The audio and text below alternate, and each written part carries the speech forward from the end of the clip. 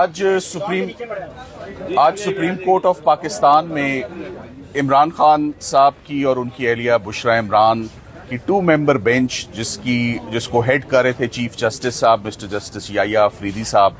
आज इमरान खान साहब cause list में सिर्फ इमरान खान साहब थे, 14 केसेस थे और तमाम केसेस में सिर्फ एक ही नाम था, इमरान अहमद खान साहब और उनकी अहलिया बुशरा इमरान। ये इस बात का भी अंदिया है कि पाकिस्तान में बदतरीन पॉलिटिकल विक्टिमाइजेशन हुई। आज के केसेस का अगर आपको मैं एक समरी या जिस्ट दे दूं तो आज इसमें साइफर भी था, आज इसमें अल कादिर ट्रस्ट भी था, आज इसमें तोशा खाना भी था, आज इसमें मुख्तलिफ FIR'ें भी थी। आज सरकार ने हर वो केस जिसमें इमरान खान साहब को हाई कोर्ट ने माजी में 2022 में 2023 में 2024 में हर वो केस जिसमें इमरान खान साहब को रिलीफ मिली उसमें सरकार ने उनकी कैंसलेशन मूव कर रखी थी। आज जो साइफर केस है उसमें भी FIA और स्पेशल प्रोसिक्यूटर्स की टीम एग्रीव्ड है एक्विटल के ऑर्डर से जो इस्लामाबाद हाई कोर्ट में चीफ जस्टिस आमिर फारूक साहब और मिस्टर जस्टिस मियां गुल हसन औरंगजेब साहब ने वो ऑर्डर दिया। आपको याद होगा 3 माह साइफर का केस इस्लामाबाद हाई कोर्ट में चलता रहा, बहुत तफसीली पार्टीज को सुना गया और इसे मैं अक्सर कहता हूं कि साइफर पाकिस्तान की हिस्ट्री का महंगा तरीन ट्रायल है और ये पब्लिक फंड्स का शेयर वेस्टेज था ये इतना महंगा ट्रायल करना और उसका अंजाम क्या हुआ वो आप सब लोगों ने देखा।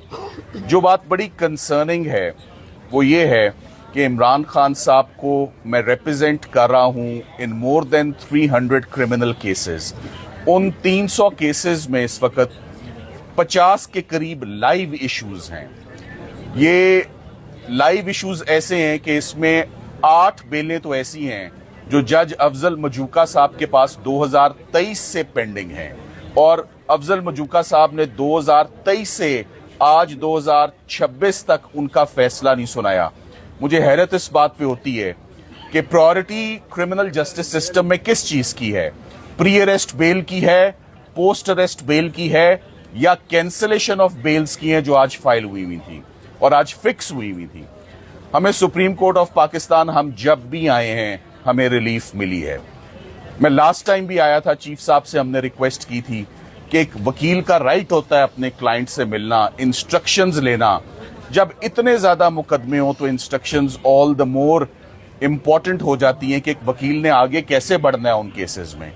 मगर अफसोस की बात यह है कि गुज़िश्ता 5 महीनों में सिर्फ एक दिन 20 दिसंबर को मेरी इमरान खान साहब और उनकी अहलिया से बहुत मुख्तसर 5 मिनट की मुलाकात हुई जो कि बिल्कुल नाकाफी थी, होली इनसफिशिएंट, किसी एक मुकदमे पर बात नहीं हो सकी। पॉलिटिकल विक्टिमाइजेशन रुके या ना रुके, इमरान खान साहब और उनकी लीगल टीम तमाम मुकदमात को फेस करती आई है।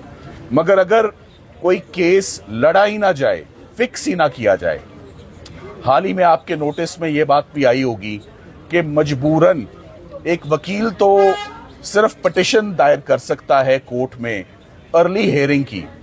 Across the road Islamabad high court में अल कादिर ट्रस्ट में हस्बैंड एंड वाइफ की बेल एप्लीकेशंस पेंडिंग है। आज कैंसलेशंस यहां फिक्स हुई है।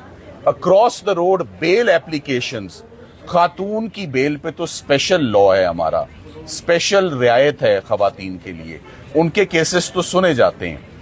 मजबूर होके कि जब ना हमारी कोई पिटिशन इंटरटेन हो रही है, ना मिलने की कोई रिक्वेस्ट इंटरटेन हो रही है, ना रजिस्ट्रार साहब कुछ कर रहे हैं, मजबूरन 3 सफ़ों पे मुश्तमिल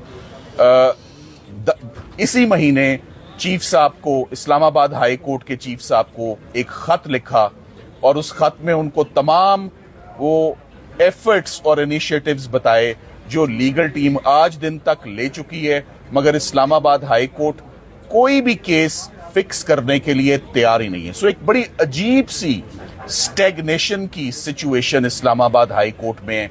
मैं तो ये कहूंगा कि इस्लामाबाद हाई कोर्ट एग्जिस्ट ही नहीं करती और अगर इस्लामाबाद हाई कोर्ट एग्जिस्ट ही नहीं करती तो ये आइडियल केस है कि जो रिलीफ और जो ग्रेवेंस और जो कंसर्न हमारा है हम डायरेक्टली उसको सुप्रीम कोर्ट ऑफ पाकिस्तान में लाएं। कम से कम आज 14 केसेस तो लगे हुए थे, तो इस पे तो बड़ी रिपोर्टेड जजमेंट्स भी हैं कि अगर एक अदालत में आप जा ना सकें या किसी वजह से इंसाफ ना मिल रहा हो या इंसाफ रुका हुआ हो तो आप उस कोर्ट को बाईपास करके सुपीरियर कोर्ट की तरफ आ जाते हैं। तो मुझे अब ऐसा लगता है कि इस्लामाबाद हाई कोर्ट वो एक सिर्फ ताजमहल नुमा बिल्डिंग है जिसमें बहुत ज्यादा मार्बल और लकड़ी की नुमाइश है, इससे ज्यादा वहां और कुछ नहीं है हमारे लिए।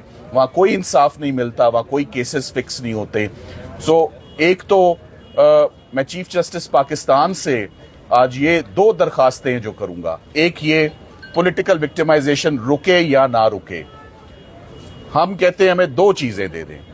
एक, केसेस लगा दें ताकि हम उन्हें लड़ लें, और दूसरा इमरान खान साहब की लीगल टीम को, सलमान अकरम राजा साहब हैं, पूरी एक बहुत बड़ी लीगल टीम है, भंडारी साहब हैं, लतीफ खोसा साहब हैं, बहुत सारे वकला हैं जिन्होंने इमरान खान, मेरे अकेले के ऊपर 300 से ऊपर केसेस का बोझ है।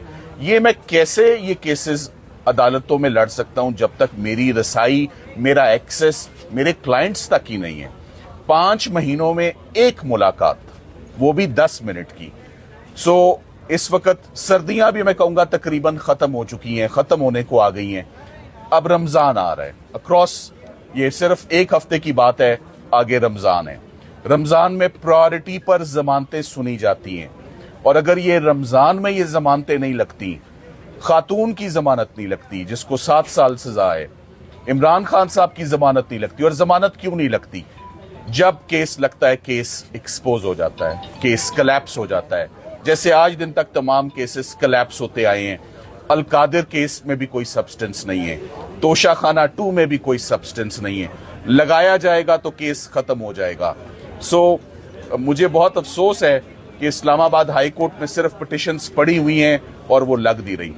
कल दोबारा चीफ साहब, आज के ऑर्डर्स आने वाले हैं, चीफ साहब से हमने अदालत में भी दरखास्त की है। मैं ये उम्मीद करता हूं, हम प्रोफेशनल लॉयर्स हैं और प्रोफेशनल लॉयर्स जब तक अपने क्लाइंट से नहीं मिलेंगे, ये मेरे क्लाइंट का भी राइट है, राइट टू काउंसिल, ये मेरा भी राइट है कि my interaction and my right to seek instructions from my client, specially जब केसेस का ये मैग्नीट्यूड हो जो मैग्नीट्यूड मैंने आपके आगे रखा है। 300 से ज्यादा केसेस जिनमें 50 जिंदा मामलात हैं। आज चीफ साहब ने, मैं आपको उसकी जिस्ट बता देता हूं कि आज सुप्रीम कोर्ट में हुआ क्या है। आज वो तमाम केसेस जो सरकार की जानिब से दायर किए गए थे इमरान खान साहब की जमानत की मनसूखी के लिए और बुशरा इमरान की जमानतों की मनसूखी के लिए, वो तमाम मुकदमात इनफ्रक्चुअस होके खारिज हो गए हैं, डिसमिस हो गए हैं। साइफर में सरकार चाहती है कि supreme court appeal against acquittal में इमरान खान साहब और शाह महमूद कुरैशी साहब की हद तक आगे बढ़े, और भी सरकार ने 2-3 केसेस में वक्त मांगा है कि हमें इंस्ट्रक्शंस लेने दें। सरकार को तो इंस्ट्रक्शंस के लिए मोहलत और टाइम और अपॉर्चुनिटी मिल गई है। मैं समझता हूं कि मुल्जिम को आंख का तारा ना रखें, मुल्जिम को फेवरेट चाइल्ड ऑफ लॉ ना रखें, इक्वालिटी ऑफ आर्म्स पे दोनों को, जैसे उनको इंस्ट्रक्शंस लेने का राइट है, हक है, ये हमारा भी राइट और हक है कि हम इमरान खान साहब से कम कानूनी बातें तो कर सकें, कम उनको अदालत में जो उनके केसेस चल रहे हैं उनके ऊपर तो उनको आगाही दें कि क्या चल रहा है। ओवरऑल बड़ी अलार्मिंग सिचुएशन है। एक, एक्सेस टू जस्टिस का डिनायल हो रहा है, और दूसरा कॉन्स्टिट्यूशनल राइट एक वकील का और एक साइल का कि मुलाकात ना होना, और केसेस की नौयत आप सबके इल्म में है। आज बहुत सारे केसेस इंक्लूडिंग साइफर को चीफ साहब ने 3 मेंबर बेंच की तरफ भेजा, क्योंकि आज के जो बेंच फाजिल जजेस थे वो 2 की तादाद में बैठे हुए थे, और ये हाई कोर्ट के डिविजनल बेंच के ऑर्डर्स भी 2 जजेस पर मुश्तमिल थे, लिहाजा इनको 3 मेंबर बेंच जो है वो इन पर एडजुडिकेट करेगा। मैं उम्मीद करता हूं कि मेरी और सलमान अकरम राजा साहब की फैमिली की, इमरान खान साहब की बहनें स्पेशली, देखें ये बात आज मैं कहता चलूं, जब 300 से ज्यादा केसेस लड़ने हों, आपने मेरे मुंह से आज दिन तक अदालत में या सोशल मीडिया पे कभी मेडिकल की ग्राउंड नहीं सुनी होगी, ना ही आप सुनेंगे। मगर इसका मतलब ये नहीं कि हम ये भी ना जाने कि उनको किस किस्म का मेडिकल ट्रीटमेंट इमरान खान साहब को मिल रहा है, उनकी आंख की क्या सिचुएशन है, क्या वो सर्कमस्टांसेस हुए जिसमें उनको अडियाला जेल से निकाला गया और रातों रात उनको कोर्ट में उनको लाया गया हॉस्पिटल में और ट्रीट किया गया। मैं उनका लॉयर हूं, मुझे आगाही नहीं है ना वो बता सके कि उनकी आंख की क्या सिचुएशन है। सो ये मेरे लिए इस वक्त ये भी बहुत तशवीश है that I want to see my client at the earliest. उनकी फिजिकल हेल्थ और उनकी इस वक्त well being is also very important. ये मेरी प्रोफेशनल ड्यूटीज और रिस्पॉन्सिबिलिटीज में फॉल करता है कि मैं उनसे जाके उनकी हेल्थ के ऊपर भी हालात लूं। जितने भी आज दिन तक केसेस हुए हैं, जितने भी केसेस लड़े हैं, मेरिट्स पर लड़े हैं, बावजूद उसके दैट ही 73 इयर्स ओल्ड, कभी भी किसी भी स्टेज पर हमने एलमेंट को, जो बहाने बनाए जाते हैं, मेडिकल की एक्सक्यूजेस पर जमानतें ले ली जाती हैं और मुकदमों से छुटकारा हासिल किया जाता है, ये कभी नहीं किया। So hats off to them, hats off to him कि उन्होंने आज दिन तक बड़ी दलेरी से ये तमाम केसेस लड़े हैं। सो मैं चीफ जस्टिस पाकिस्तान से इस्तदा करूंगा कि मुझे ये मौका और अपॉर्चुनिटी दी जाए। लास्ट टाइम भी मुश्किल हालात में चीफ साहब के हुक्म पर ही मेरी मुलाकात हुई थी। मैं अब भी समझता हूं कि मेरी कल इमरान खान साहब से जरूर, बुशरा इमरान से जरूर मुलाकात होगी। कल again the day is fixed for meeting of lawyers and meeting of the family. उनकी बहनें आज दिन तक नहीं मिल सकी, वो बेचैन है कि वो नहीं मिल सकी भाई से, स्पेशली जब उनकी तबीयत के हवाले से खबरें इतनी ज्यादा गर्दिश कर रही हैं, आज दिन तक उनको नहीं मिलने दिया गया। शुक्रिया। सलमान सफदर साहब ने तफसीली बात कर दी है। इतना ही मैं याद दिलाऊंगा कि इस जुमे हमने एक यादाश्त पेश की थी जिसको 100 से ज्यादा पार्लियामेंटेरियंस ने दस्तखत किया था, और उसमें बड़ा हिस्सा उस यादाश्त का यही था कि इस्लामाबाद हाई कोर्ट में हमारे ना मुकदमे लगते हैं, ना हमारी दरखास्तें लगती हैं। वहाँ हमने लातादाद दरखास्तें दायर की हुई हैं जो हाई कोर्ट का अपना फैसला नहीं माना जाता। मुलाकात के हवाले से ख़ानदान को मुलाकात नहीं करने दी जाती, वकला को मुलाकात करने नहीं दी जाती, रुफ़का को मुलाकात करने नहीं दी जाती, वो मुकदमात नहीं लग रहे। हमने ये भी कहा था कि जहाँ खान साहब को रिलीफ मिलनी है वो मुकदमात नहीं लगते, और सुप्रीम कोर्ट और फेडरल कॉन्स्टिट्यूशन कोर्ट की भी यही सूरत हाल है। उसके नतीजे में आज, जैसा सलमान सफदर साहब ने बताया, कुछ मुकदमात लगे, लेकिन इनकी अक्सरियत वो है जहां सरकार वो रिलीफ वापस लेना चाहती है जो मिल चुकी है इमरान खान साहब को और बुशरा इमरान को। तो ये चीज़ हमारे लिए बाइस तशवीश है, और वो बहुत से मुकदमात जहां हम समझते हैं कि हमें रिलीफ मिलनी चाहिए, उनको भी फिलफौर लग जाना चाहिए। और खान साहब के मुकदमात नहीं आगे बढ़ सकते जब तक खान साहब उन मुकदमात के हवाले से न सिर्फ अपने वकला बल्कि अपने ख़ानदान से कंसल्ट ना करें।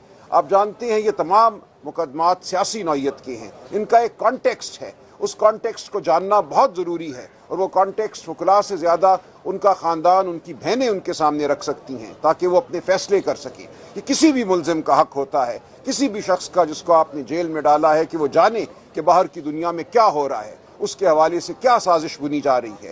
लिहाजा ज़रूरी है कि न सिर्फ वकला की, बहनों की भी खान साहब से फिलफौर मुलाकात हो। इसके अलावा ये मुकदमे आगे चल नहीं सकते।